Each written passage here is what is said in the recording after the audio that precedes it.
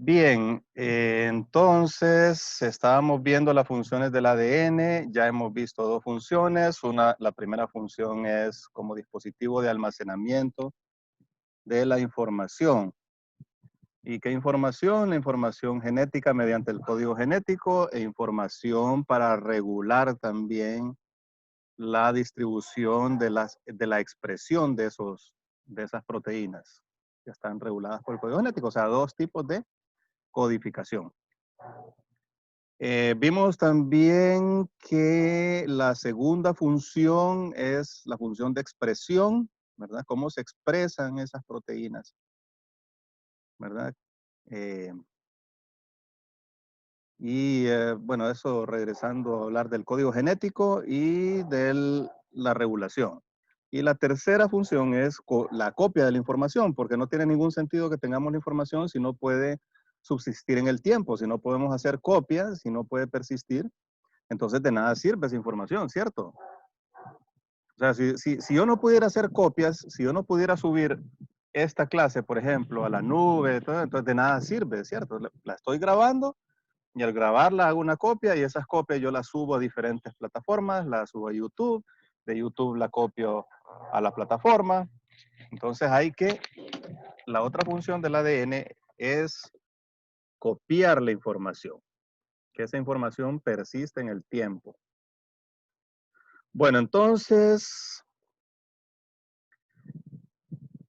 a esta función le vamos a llamar función de transmisión de la información. Y la información genética se puede transmitir de dos maneras. Se puede transmitir de manera vertical y se puede transmitir de manera horizontal. Bueno, entonces vamos a comenzar por la transmisión vertical. La transmisión vertical es la información que se transmite de padres a hijos. Por ejemplo, la cultura se transmite verticalmente, ¿cierto? De padres a hijos, pero también horizontalmente, porque nosotros también captamos la cultura de nuestros iguales. Entonces, son dos maneras diferentes de transmitir la información. La información puede ser transmitida verticalmente de padres a hijos o puede ser transmitida horizontalmente mediante los pares, mediante iguales. Eso es hablando de la información cultural. La información genética igual. ¿Cómo nos transmite nuestra información nuestros padres? ¿Verdad? Por medio del ADN. Ahí van las secuencias. Mi mamá me transmite sus secuencias, mi papá me transmite sus secuencias. Y esa es una transmisión vertical. Bueno, entonces eso es transmisión vertical. Siempre que se origina un nuevo ser, una copia del anterior, entonces ahí se está transmitiendo la información genética. Pero la información genética también se puede transmitir de manera horizontal. Y ya vimos algunos ejemplos. Se puede transmitir de manera horizontal entre especies. Por ejemplo, nosotros tenemos una gran cantidad de ADN viral. Y ese ADN viral, aunque no nos ha servido para nada en un inicio, pero a medida que va aumentando el genoma y va habiendo más copias de ese ADN viral, ya vimos que es capaz de copiarse solito y crear nuevas mutaciones y nuevas copias. Entonces, ese ADN viral puede ir sirviendo para diferentes funciones y se ha demostrado que sí funciona, que sí ha tomado diferentes funciones en la evolución. Y ese es un tipo de transmisión horizontal. Bueno, entonces, en el principio de la vida, allá cuando se originaban aquellas primeras moléculas autorreplicantes y después las primeras células, o sea, en los primeros millones de años de vida, había una gran cantidad de transmisión horizontal.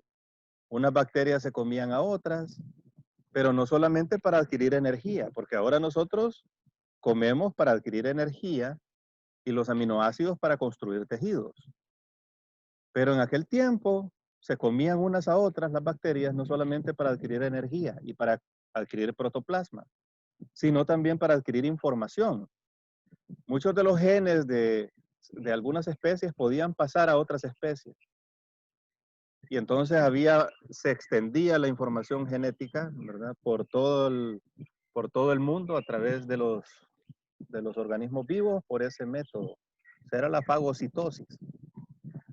Entonces, la información genética se puede transmitir así. Las bacterias, entre ellas, se transmiten información genética por medio de un pelo sexual.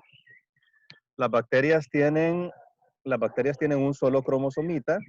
A lo sumo son 2 cromosomas, dependiendo de la bacteria. Pero aparte del cromosoma, tienen un pequeño ADN circular que usualmente no sirve para nada. Entonces, algunas bacterias lo tienen y otras bacterias no lo tienen, porque ese ADN no sirve para nada. Pero contiene genes que son útiles en ciertas situaciones. Por ejemplo, genes de resistencia a antibióticos. Bueno, entonces, si nosotros comenzamos a usar un antibiótico y tenemos algunas bacterias que tienen un plásmido, así se llama ese ADN circular, se llama plásmido, y tiene ese ADN circular que produce una proteína de resistencia a antibióticos, una beta-lactamasa, por ejemplo, ¿verdad? Que desdobla el anillo beta-lactámico de las penicilinas. Entonces, si esa bacteria tiene ese gen, bajo las condiciones de antibiótico, cuando ustedes ponen el antibiótico, entonces esas bacterias van a sobrevivir y van a tener una ventaja biológica sobre las otras. O sea, el plásmido es costoso desde el punto de vista energético. A la bacteria no le conviene tener un plásmido si no está el ambiente adecuado. Pero cuando llega la hora, cuando las bacterias se enfrentan al antibiótico, entonces va a haber algunas que van a tener ese plásmido. Y entonces comienzan a proliferar porque esas no se matan, las demás van a morir y esas no van a morir.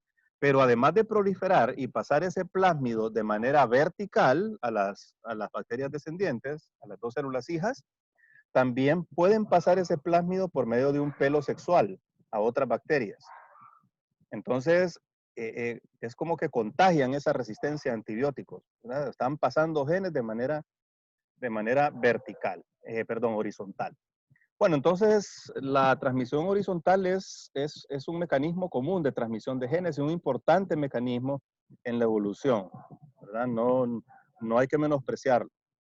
Bueno, entonces esas son las 2 formas de transmisión, ¿verdad? Vertical y horizontal, y con esto terminamos las funciones del ADN. ¿No tienen alguna pregunta de la clase de ayer o de la clase de anteayer? De la tarea, ¿ya saben cómo es la tarea? ¿Ya la comenzaron a hacer? La tarea es vamos a ver, ¿para cuándo la dejamos? Para el martes. Ya la empezamos. Ya la empezaron. Para el martes, ¿qué les parece? Perfecto, está bien. ¿Sí? Está bien. Sí, está bien. Bueno, entonces el martes. Vamos a ver cómo la subimos ayer. No. ¿Cómo hacemos? Solamente que unos la lean, no sé, que las lean, ¿verdad? Y que digan cómo hicieron, de 2 en 2. No sé, ahí vamos a ver cómo hacemos. Que las parejas miren Que o la enseñen pareja pase al frente y ponga ahí o algo, no sé. sí, puede ser así. Pues ahí A nada, la dijimos. pizarra. ¿Qué A pasó, la Argeli? ¿Por qué pizarra, me ajá. está dando muecas? A la pizarra. Bueno, Sí. la pizarrita sí puede ser. Bien. Había Doctor, alguien nuevo, ¿cierto? Chabela. Está aquí adentro Misa. ya. Ahí está Chabela. Ah, bueno, sí, está bien. Bien, vamos a ver ahora genes. Vamos a comenzar a hablar de genes. Vamos a hablar de genes.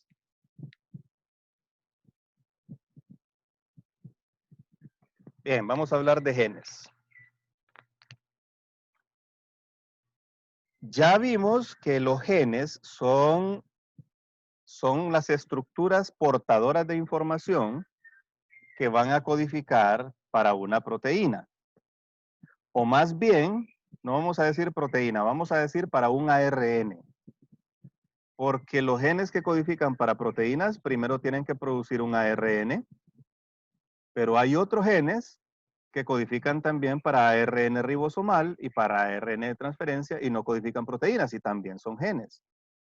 Entonces, no todos los genes codifican para proteínas, ¿verdad? Algunos codifican para ARN ribosomal y para ARN de transferencia. y hasta ahí nomás llega. Esos no se van a traducir en una proteína. Los únicos que se van a traducir son los que producen ARN mensajero. Y entonces sí, el ARN mensajero se va a traducir para la construcción de una proteína. Bueno, entonces el genoma humano tiene alrededor de 23.000 genes, un poquito menos. Ya les dije que no es una gran cantidad de genes, ¿verdad? Es una cantidad relativamente poca para la complejidad del ser humano. Hay otras especies que tienen la misma cantidad de genes, incluso más. Y hay otras especies bien sencillas, bien simples, que tienen menos genes. Ya vimos pues, que las levaduras tienen, creo que andan por 17.000 genes y pico, ¿verdad? Y el ser humano anda por 19.000 genes y pico codificadores de proteínas, porque los otros son de ARN ribosomal y de transferencia, ¿verdad? Entonces son como 19.000 y algo genes que codifican para proteínas. Bueno, ustedes pueden... ¿Cuántas proteínas les dije que tenía el proteoma humano? 100.000. 100.000. Alrededor de 100.000, ¿verdad? Más de 100.000 proteínas tiene el proteoma humano. Y los genes que codifican para proteínas son 19.000 y pico. Y ustedes no se preguntaron por qué. O sea, ¿por qué si las proteínas son tantas, por qué el número de genes es tan poco? No les cruzó por la cabeza, o sea, hacerse esa pregunta. Porque, o sea, si un gen codifica para una proteína, entonces, ¿por qué hay más proteínas que genes? Porque a mediados del siglo pasado surgió lo que se llama el paradigma de la genética. Paradigma central de la genética se llama. O dogma central de la genética, pónganle, que es la misma cosa. El dogma central de la genética dice que para cada proteína hay un gen que la codifica. Posteriormente se vio que eso no se cumplía. Por ahí por los 80s, inicios de los 90, decíamos que habían 100.000 genes. 100.000 genes. ¿Verdad? Porque como habían más de 100.000 proteínas, entonces había también un número parecido de genes. A medida que se fue secuenciando el genoma humano y se fue refinando las técnicas de investigación genética, entonces nos dimos cuenta de que había menos. Y luego la cuestión es que habían como 50.000 genes. Ese era el número que se manejaba, 50.000. Y luego se manejaba 38.000 y así fue bajando, fue bajando, fue bajando, fue bajando. Y ahora ya sabemos que hay un poquito más de 19.000. Ahora ya los conocemos, todos esos genes, ¿verdad? Son 19.000 y pico. Y 23.000 ya cuando tomamos en cuenta los genes del ARN ribosomal y el ARN de transferencia. Bueno, entonces esos 23.000 genes, esos 23.000, ese grupo de genes, podemos dividirlo a grandes rasgos en dos grupos. Podemos dividirlo en genes de función específica y genes de mantenimiento. Genes de función específica y los genes de mantenimiento. Los de mantenimiento en inglés se llaman genes housekeeping, como manteniendo la casa, limpiarla y todo, mantenerla bien, ¿verdad? Entonces esos genes housekeeping son aquellos que son necesarios para la supervivencia de la célula y para el buen funcionamiento de la célula. Esos genes, la mayor parte de esos genes se expresan en todos los tejidos, la mayor parte, no todos. Pero cuando hablamos de genes de función específica, son aquellos que codifican para proteínas que son propias de un tipo celular o de unos pocos tipos celulares y que les ayuda a cumplir su función específica. Por ejemplo, ustedes no van a tener un gen que codifica para un receptor de neurotransmisores, un receptor de glutamato, en una célula epitelial que no lo necesita. Bueno, no sé si tendrá receptores de glutamato, pero la cuestión es que es una función propia de la neurona, ¿verdad? Y puede ser que hay otras células que lo expresen, pero no son todas, es un limitado número de células. Bueno, entonces eso es como de manera didáctica diferenciar esos dos tipos de genes. Ahora yo les voy a preguntar a ustedes, ¿qué tamaño tiene un gen? Cuando contesten, quiten el micrófono y hablan y lo vuelven a apagar, ¿no? Quitan lo activan y lo apagan después. ¿Qué tamaño tiene un gen en pares de bases? Recuerdan ustedes que el ADN lo medimos en pares de bases, ¿verdad? ¿Qué tamaño tiene un gen? Una pregunta de sentido común, no es de conocimiento.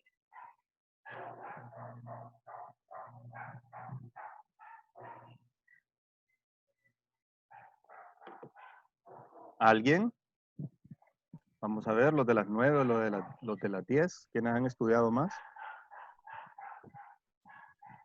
Como lo habíamos medido, doctor, ¿no era que usted había dicho que teníamos como 3.000 millones?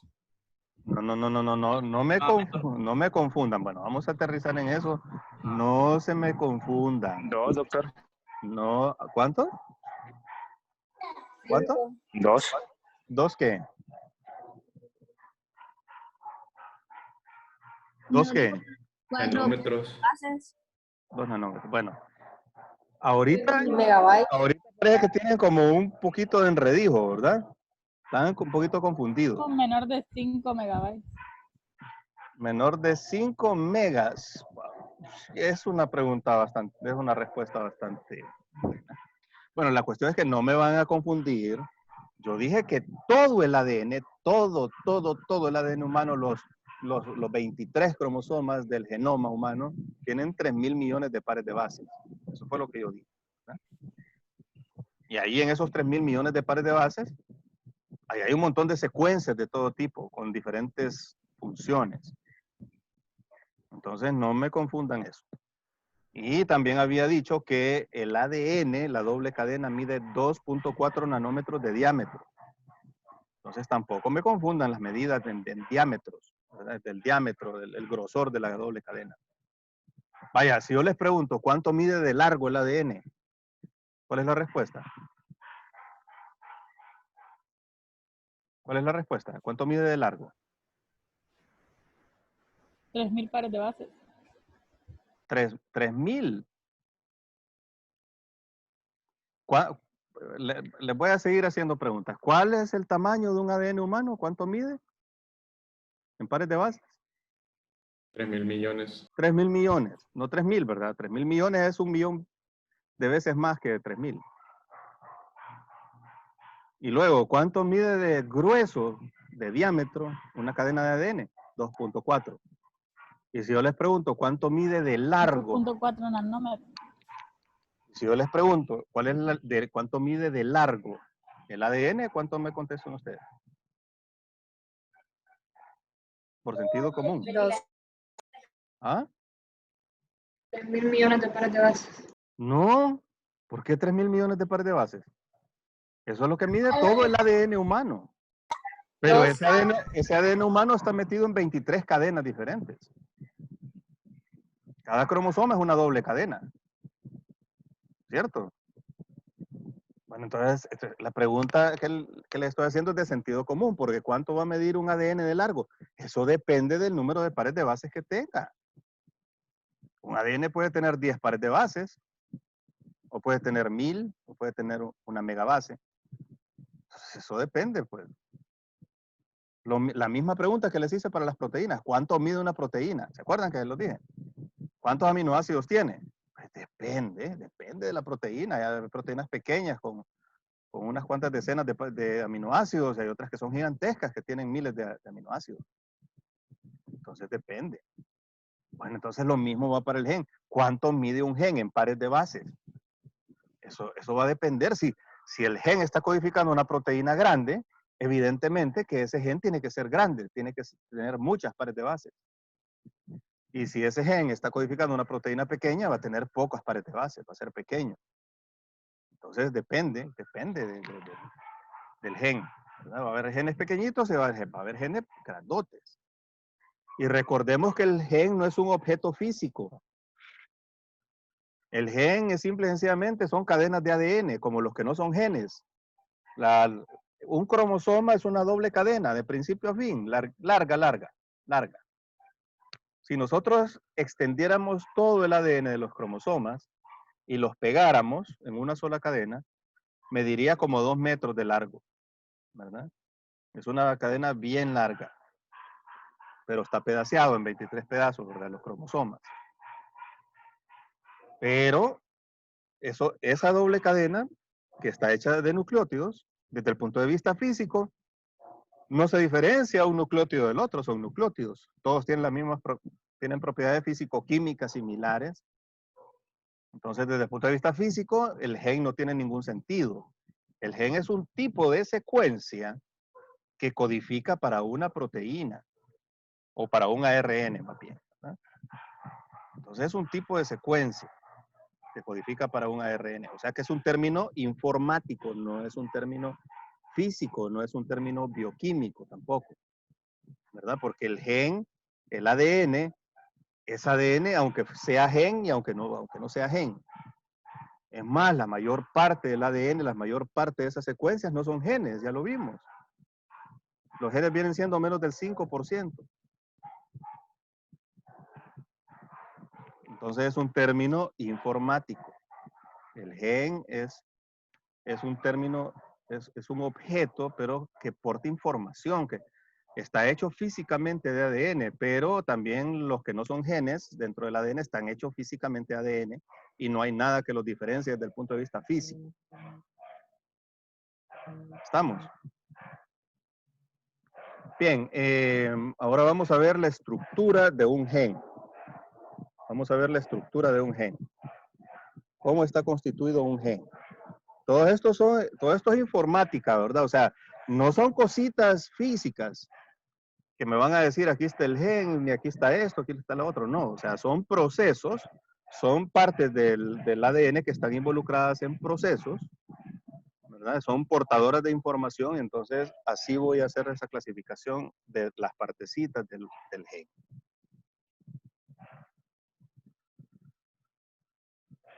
Bueno, antes de ver la estructura de un gen, pregunta, ¿todos los genes se expresan en todos los tejidos? Algo que ustedes ya saben.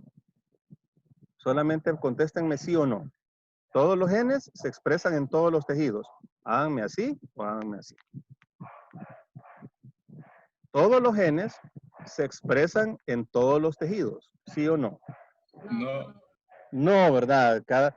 Ya vimos, hay genes que probablemente se expresen en la mayor parte de los tejidos porque son vitales para los procesos celulares. Y hay otro montón que no se van a expresar. Y ya vimos que en el proceso de diferenciación de un organismo vivo, esos genes que no se van a expresar se van silenciando por mecanismos epigenéticos, más que todo por la metilación. Ya lo vimos, ¿cierto? Se van metilando ciertas partes del gen y esa metilación hace que el gen se silencie y la célula se va diferenciando hacia su estadio adulto. Bueno, entonces no todos los genes se expresan en todos los tejidos. Para eso tenemos una gran cantidad de ADN que es no codificante y que es regulador, ¿verdad? Los genes constituyen menos del 5%. Entonces vamos a dibujar la estructura de un gen.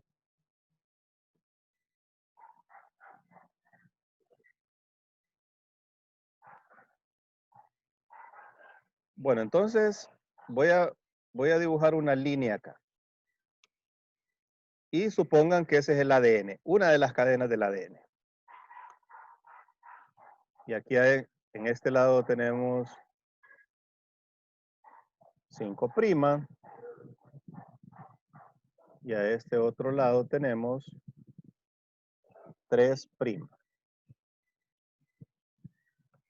Ya saben ustedes que toda cadena crece de 5' a 3', y además toda cadena de ADN la vamos a leer, o de ARN, la vamos a leer de 5' a 3', ¿verdad? Eso es por convención.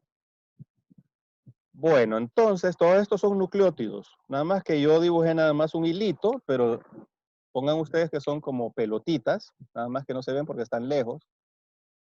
Y esas pelotitas son los nucleótidos. Bien, entonces hay un punto acá. Vamos a dibujar una línea.